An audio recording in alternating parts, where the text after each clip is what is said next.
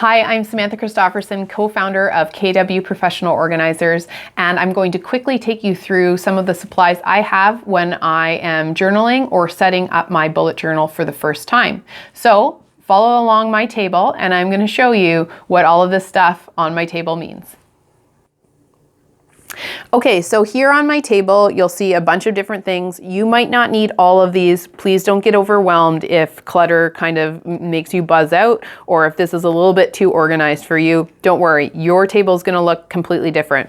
I have a bunch of just really inexpensive Crayola markers. I have Sharpies. I warn you against using Sharpies because they are going to bleed through a lot of your paper and you might not enjoy that. I have Post-its in case I want to write a note in my journal, or if I want to create a page there and make sure I label it so I don't draw over it for future small and larger pieces. I have my favorite go-to markers, which are basically, they're called graphic markers, and they're good for, they have archival ink in them. They come in a bunch of different shapes and sizes, so I encourage you to use that. I have a glue stick in case I make a mistake or want to put in a piece of paper or something that's important. I have a bit of Scotch tape. I have a bit of washi tape, which is just kind of fun decorative tape that can go over the edge of pages to mark things. I have a really nice pair of scissors. Treat yourself to something that is sharp because that will make a big difference. And then I have my ruler for making lines and grids in my journal. The ones that I have here, I want to warn you against. They're Coptic markers, and they come highly recommended by artists. However, for bullet journaling, they tend to bleed through every page. Same with the Staedtler markers. They're also a marker that kind of bleeds through every page. Okay, so just be careful, test on some paper before you maybe pick your markers. The calculator, it's here in case I need to do some math and figure out how many pages I need when I'm setting up.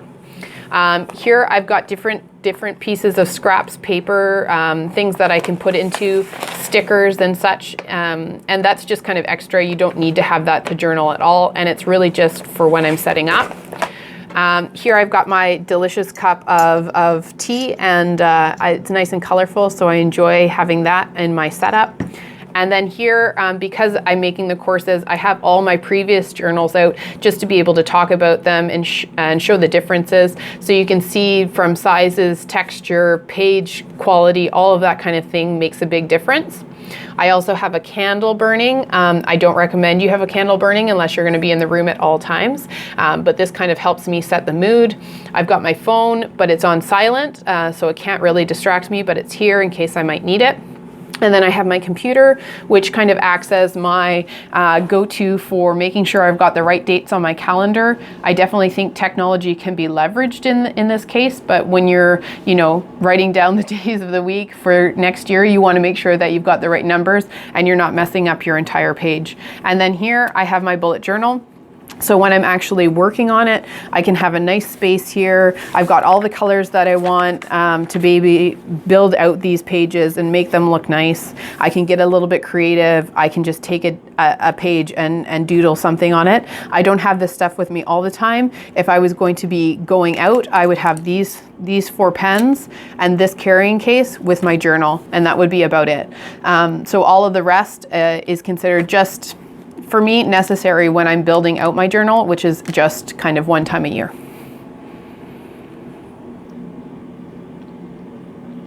So I just want to let you know, when it comes to equipment or pieces or materials, don't let anyone tell you that you can't use the tool that works best for you. It doesn't matter how much it costs. It doesn't matter if it was free or if it came secondhand. If it's working for you, use it.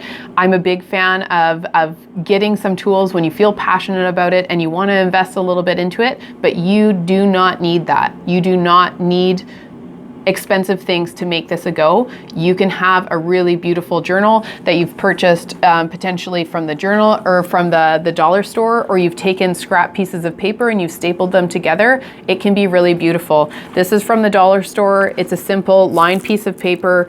It's a really easy journal to use. You can build out your ideas using Post-its, but you do not need to have anything extra other than, the determination and motivation to do it, and a pen and some paper.